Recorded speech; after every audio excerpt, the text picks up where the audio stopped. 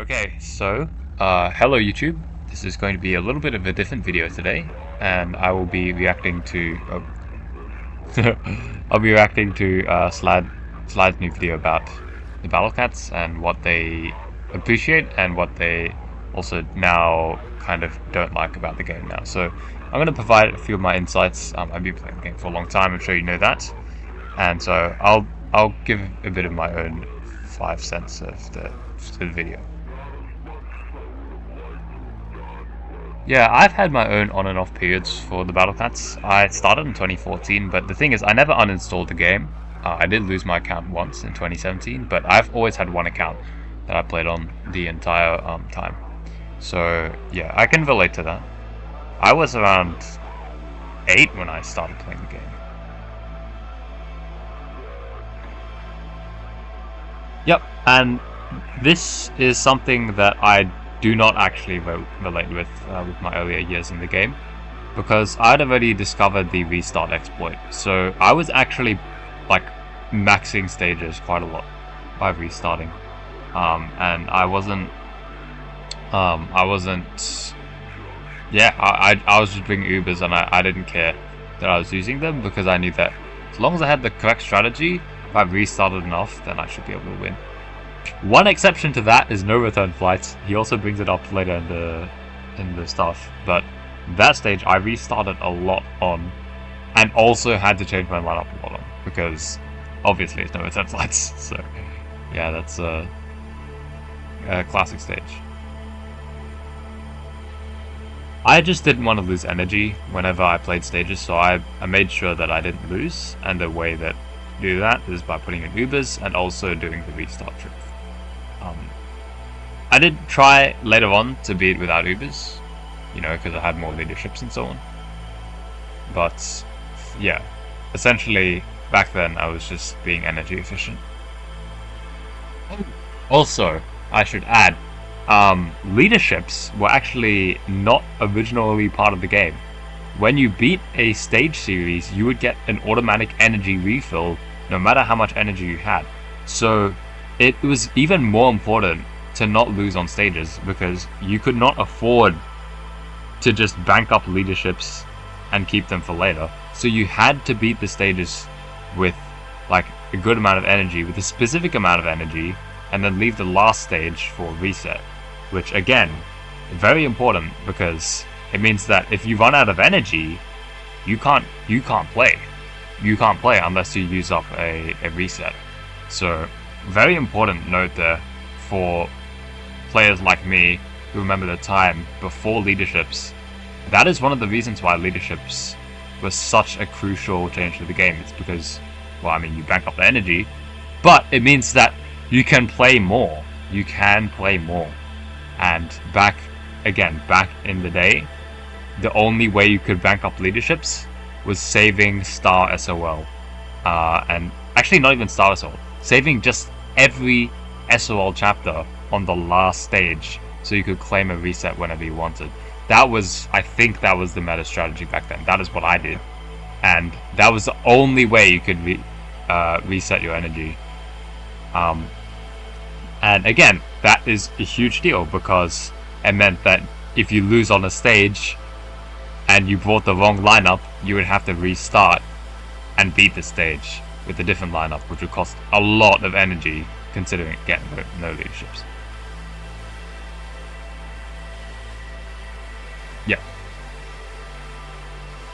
Yep. Same here, bro. Same here. Oh my god. I swear, every time I went onto like the fandom comments and like people are saying, "Oh my god, I beat this stage." I'm like, okay, you beat the stage. How many walkthroughs did you watch? How many leaderships did you use? How many broken Ubers did you use? Did you even use the correct strategy? Did you even upgrade your wallet a single time? Like, the thing, again, I've talked about this in the comments, and I've also kind of, chatted with Slad a bit, but one of the things I hate in the Battle Cats community are the people who ask for help and the people who give the help. Because, oh my god, some people who give help are like clueless. They're so fucking clueless, it's crazy. Like, I got like timed out in Battle Cats because I suggested Golfer on Tropical Garden. Golfer on Tropical Garden. It's literally the best unit on the stage. You bring Bomber, Freeze Up, Zamboni, and Golfer, and that can kill the thing. And I got banned for trolling. Like, huh? Like, have you used your brain before and tried this strategy? It's ridiculous. But I mean, nowadays it doesn't piss me off as much because I just think, well, these people are just fucking clueless, so it's fine.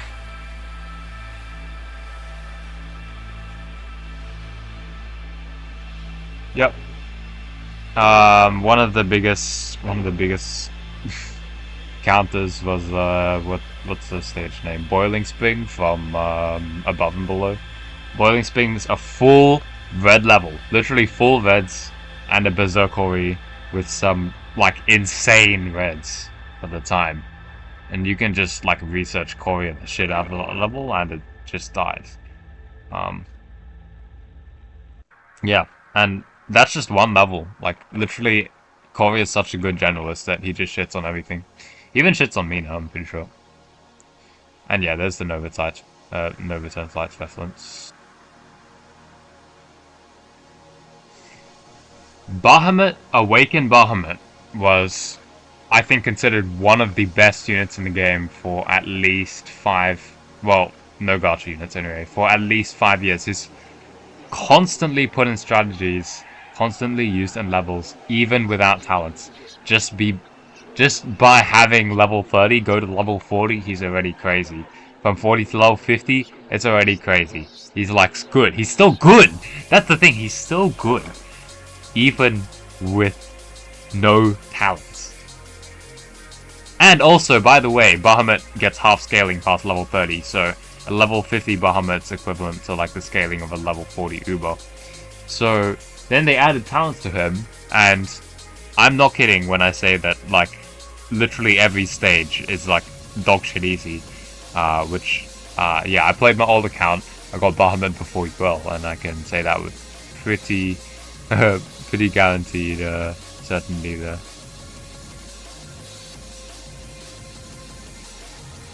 Yeah, I also kind of agree with that, which is why I like doing no power creep challenges. I know it's not a popular way to play stages, because what's the point of doing a no power creep level?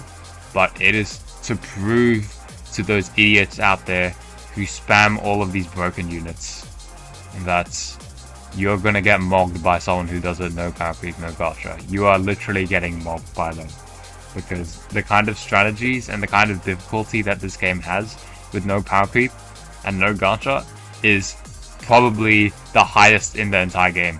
Nothing comes close. Nothing comes close to no gacha, no power creep. There is absolutely nothing, right? Unless it's like a crazy strategy with gacha. But the thing is, the crazy strategy with gacha, you're trying to do some kind of challenge anyway. So just replace that challenge with no power creep, no gacha, which is a more logical challenge in proving that the game is possible. And nothing compares. Nothing compares, in my opinion. And that's also the other thing. People don't want to improve in this game. Also, my headphones are being stupid. But yeah, I just feel like the way that the game is like encouraging players is just, well, actually not even the game encouraging. It's the community encouraging players to play Brain Dead. Because owners don't make videos on the game. They just release units, and then the community decides what they want to do with the units. So it's not even the game itself, like, showing all of this stuff. It's the community who is making videos and wanting to show how powerful these units are that make all of this knowledge possible, which then, again, as Slad is saying, kind of like removes the need for knowledge and skill on the game.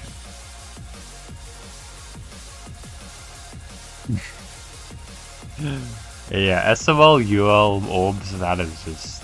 nah, that's... That's just ridiculous. That's ridiculous, in my opinion. Like, why would you want to talent something for less than half of the game? It just doesn't make sense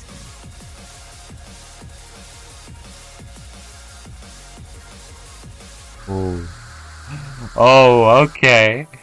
Well, I will disagree with that one. I've been challenged quite a few times throughout the entire history of this game. First one I can remember was Hollywood, actually Denmark, but that's EOC, so it doesn't matter. Hollywood, ITF3, that is a classic stage. That is one of the infamous stages in my opinion, especially if I remember it. Then, of course, there's No Return Flights, that one. That's the major one. Total Myopia is really bad as well, but of course I found a strategy this year and last year, so it's not too bad. Now, yeah, Belated Priest was terrible. What else is there? Glass Slippers, that's always been terrible to play, and Clone Farmers as well. There are tons and tons of stages I can think of that I've been challenged throughout the years. Even Kuala Lumpur 3 Crown, I remember doing that last year, 2 years ago. That was really bad. That stage was not fun. So yeah, I've been challenged a few times. Whatever reason, probably comes down to the community. I think the community is just really casual. If the game was more competitive and supported more of a competitive playstyle, I don't know how they would do that, but if it did, then we would be seeing players really amp up in skill. But because Battle Cats doesn't do that, and most of the content in Battle Cats nowadays is people who are just not good at the game, I'm not gonna lie there, compared to the kind of things that challenge players do, the content creators do not come anywhere close most of the time. Yeah, and it's again just because the game is not competitive. I have a competitive nature in me. I really like having a competitive angle in the games that I play, which is why I picked up the gacha, because no gacha is a competitive game mode. It's a competitive game mode because there's no plus levels that, you know, are not little cats. But little cats are, you can get them, right, if you play the game enough, like for, you know, a lot of time. But that is a competitive game mode. No gacha is competitive. I'm happy to say that I've made a good amount of progress in no gacha. That is something that very few players can say in this game, that they have contributed to strategies for no gacha and no gacha, no power creep, and also beaten stages and also played on alt accounts. It's a pretty rare occurrence in this game nowadays, and my voice broke. I'm proud of what I've done in the game. I really want to try and make a bit of a difference with my no gacha, no power creep. Probably won't get that much attention because, again, most of the community is not competitively oriented in this game, but that is inherently the thing that makes the game what it is. It's not supposed to be competitive, otherwise Pronos would have made the game way more competitive, but they didn't.